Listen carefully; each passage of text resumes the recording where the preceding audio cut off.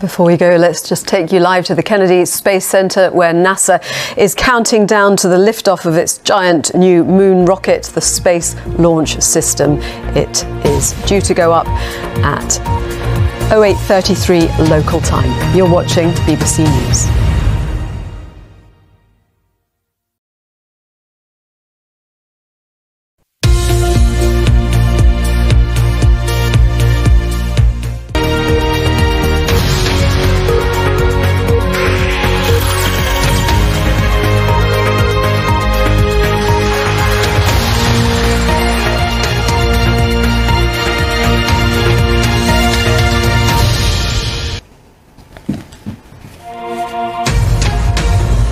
Hello, this is BBC World News. We are counting down to the launch of NASA's giant new moon rocket. The uncrewed vehicle is scheduled to lift off in just over 2 hours in what's seen as a test for future missions taking humans back to the moon and eventually Mars. We'll bring you all the latest live from Florida as NASA engineers carry out last-minute checks ahead of the launch. Also coming up in the programme, UN nuclear inspectors are on their way to the Russian-occupied Zaporizhzhia power plant in southeastern Ukraine. International aid begins arriving in Pakistan to help the millions displaced by catastrophic flooding. And we have a special report from Spain, where droughts and heat waves are hitting food production and pushing prices up.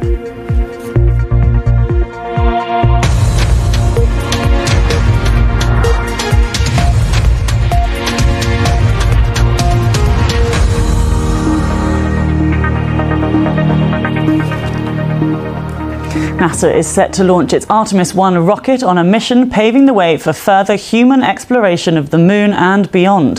Hundreds of thousands of people have travelled to Cape Canaveral hoping to watch the blast off. The rocket will propel an uncrewed capsule around the moon and back in a 6-week test flight.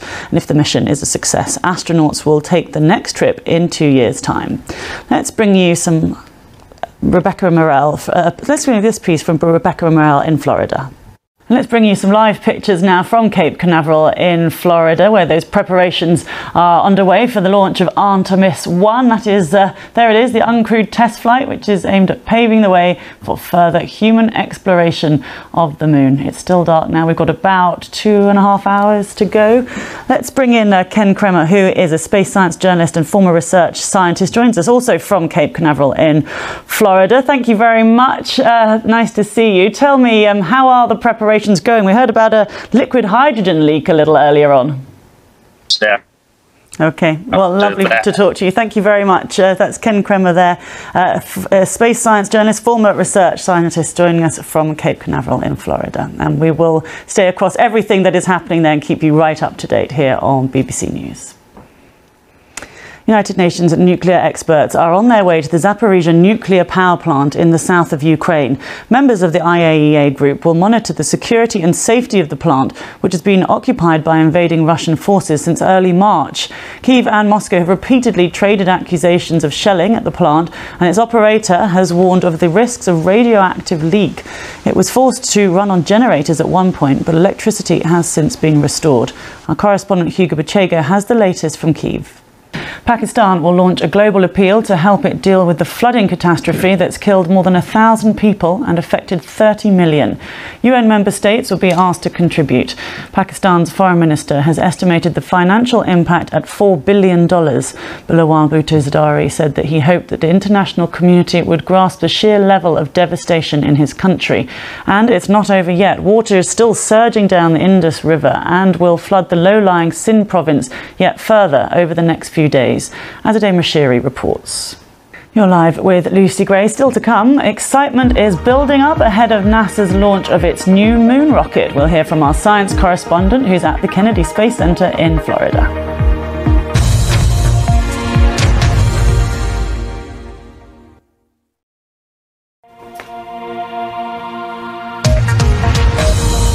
Now you're live with Lucy Gray. Let's return to our top story. Thousands of people have travelled to Cape Canaveral in Florida for the launch of Artemis 1. That's NASA's most powerful rocket, which is about to make an uncrewed test flight to the moon, paving the way for further human exploration. Our correspondent Jonathan Amos is at the Kennedy Space Center in Florida.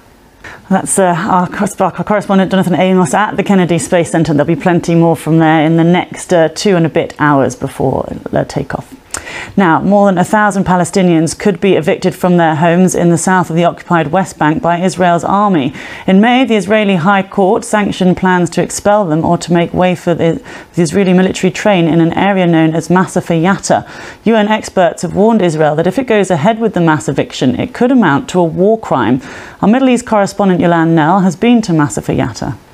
Now, wildfires, heat waves and droughts have torn through much of Europe this summer, with scientists saying it's on track to become the continent's driest season in 500 years. Spain, which is an agricultural powerhouse, has been particularly affected, with the impact of climate change driving up food prices. Our Southern Europe correspondent Mark Lowen reports from Andalusia in the south of Spain. Let's bring you some live pictures now from Cape Canaveral in Florida. Show you Artemis 1. This is the mega moon rocket. It's NASA's most powerful rocket that it's ever built. It's about as strong as 60 supersonic Concords, by the way, and getting ready to take off in about 2 hours' time.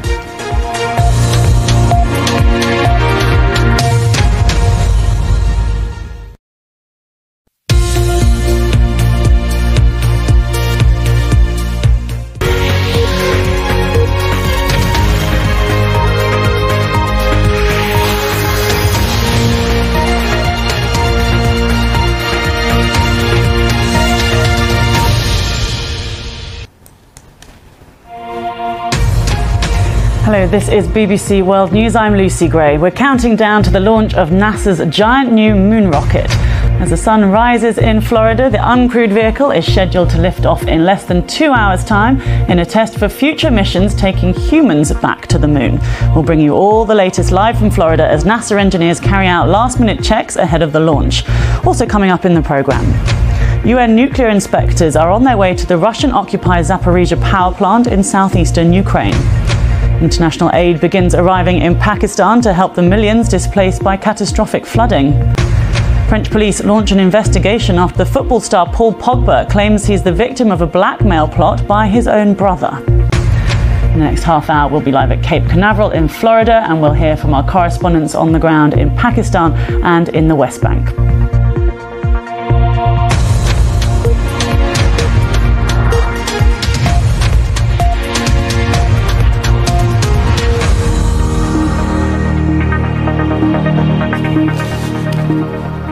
We start in Florida, where the countdown is on for the launch of Artemis 1, NASA's most powerful rocket. The US Vice President Kamala Harris is among hundreds of thousands of people who've traveled to the launch site hoping to watch the blast-off in around 90 minutes' time. The uncrewed test flight will pave the way for further human exploration of the moon and beyond. And if the mission is a success, astronauts will take the next trip in 2 years' time. Let's go live to Cape Canaveral, where our correspondent Jonathan Amos is standing by. And there have been a few setbacks, haven't there? Weather concerns and a liquid hydrogen leak. Are things back on track now, Jonathan? It's an amazing stat about the fob on your car key, isn't it? He must be particularly nervous, mustn't he? Because didn't he design the cockpit on this rocket? I think Stan loved it. Anyway, you'll have to ask him. Yeah, but we'll be watching very closely. Do let us know if you hear anything about what time exactly, but we'll be standing by watching. Thank you very much, Jonathan Amos, for us there, live at Cape Canaveral, and we'll have plenty more this hour on that rocket. We'll be speaking actually to British astronaut Tim Peake later on, so do stay with us here on BBC World News. Let's bring you some live pictures now from Cape Canaveral in Florida. We'll go back to that, shall we? We can show you live pictures of the rocket. Yeah, there we are. The sun's come up now. We've got a better view of it. Just waiting, as Jonathan Amos, our correspondent, was just saying, they may not hit that 8:33 predicted time for liftoff, but they've got a 2-hour window. So anytime, perhaps in the next 3 hours, we'll let you know. We'll keep you posted.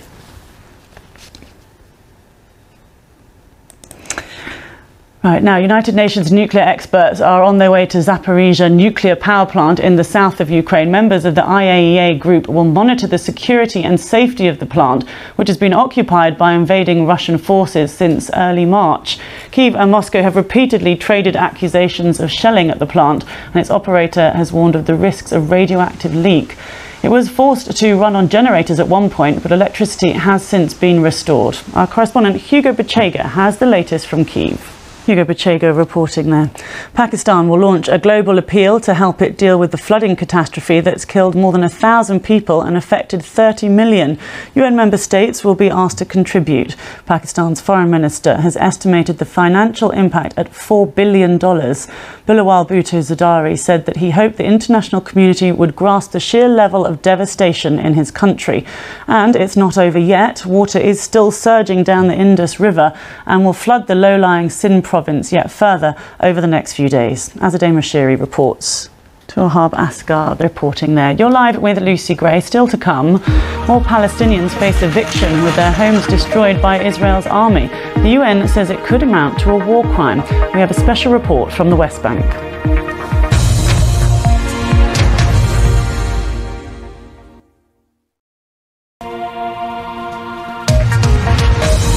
You're live with Lucy Gray. More than 1,000 Palestinians could soon be evicted from their homes in the south of the occupied West Bank by Israel's army. In May, the Israeli High Court sanctioned plans to expel them to make way for an Israeli military train in an area known as Masafer Yatta. UN experts have warned Israel that if it goes ahead with the mass eviction, it could amount to a war crime. Our Middle East correspondent Yolande Knell has been to Masafer Yatta. Let's get some of the day's other news now. After weeks of scorching temperatures, the Chinese city of Chongqing and nearby areas of the Sichuan province are now on alert for flooding amid days of torrential rain. The downpours follow severe power shortages caused by heavy use of air conditioning and falling reservoir levels. The rain began on Sunday and is forecast to extend into Tuesday. Austria says it's now backing an EU-wide cap on electricity prices as they continue to rise in line with soaring gas prices. Austria is heavily dependent on Russian gas, but most of its electricity comes from renewables. Austrian Chancellor Karl Nehammer says that the EU must not allow President Putin to determine its electricity price every day. US Open tennis gets underway today in New York. All eyes will be on the 23-time Grand Slam champion Serena Williams when she faces Danko Kovanic of Montenegro in what could be her last professional singles match of her career should she lose. She's hinted at retirement after Flushing Meadows. Former Manchester United footballer Paul Pogba has told French police he's the victim of a blackmail plot. The midfielder, who left United for Juventus this summer, claims he's being targeted by an organised gang. It comes after his brother posted a video online in which he promised to publish great revelations about the player. French police are investigating. French football journalist Sarah Menai gave us more details. You're watching BBC World News. Let's just bring you some more live pictures, shall we, from Florida, from Cape Canaveral, where Artemis 1, that moon rocket, is waiting for liftoff. We were expecting it in about an hour's time, but we're not entirely sure that it's going to make that deadline. There's a 2-hour window, we're told.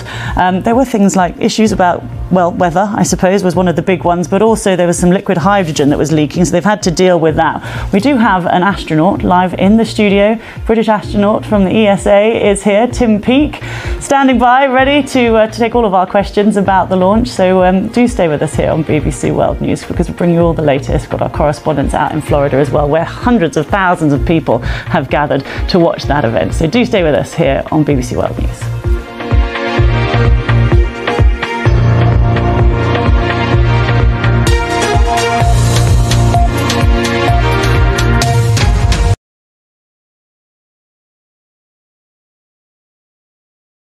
Hello, I'm Ross Atkins with Outside Source. This is the extraordinary story of climate change. Vaccines for Ukraine. Let's look at some of the international reactions. Tell us what you've been hearing. In practical terms, what does that mean? And let's just remind ourselves, this is all part of the same story. Piece the story together with Ross Atkins. Outside Source on BBC World News.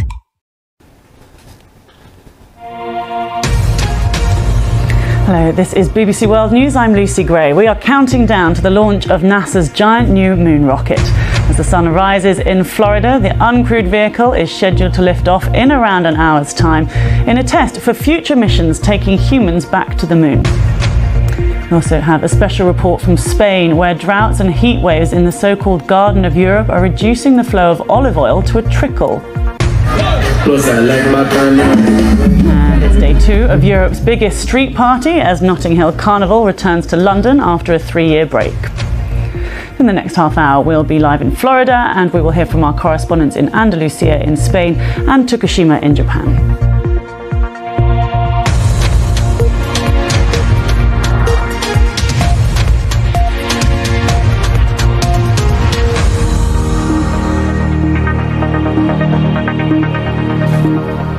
We start in Florida, where all eyes are on Cape Canaveral and the launch of Artemis 1.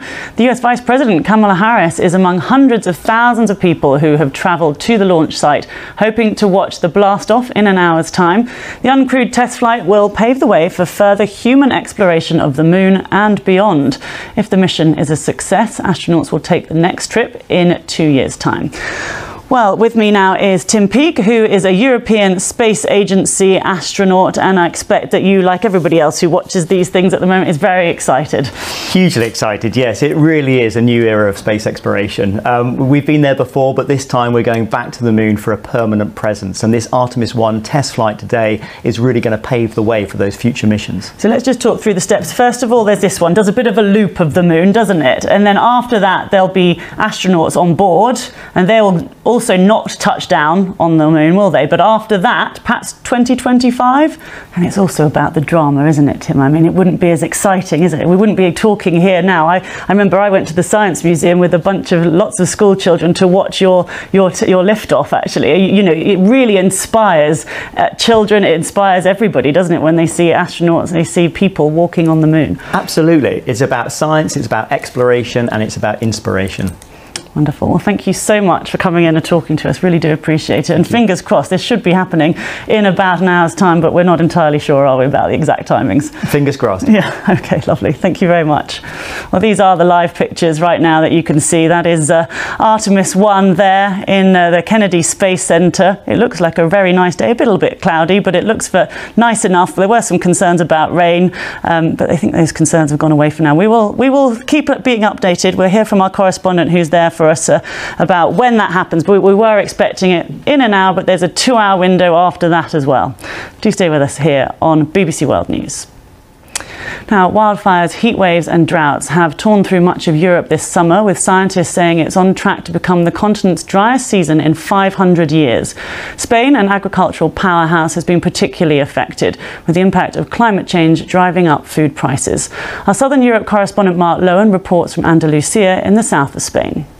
Do stay with us here on BBC World News. Still to come, investing in Japan's future, how a startup is training the next generation of entrepreneurs in the world's third largest economy.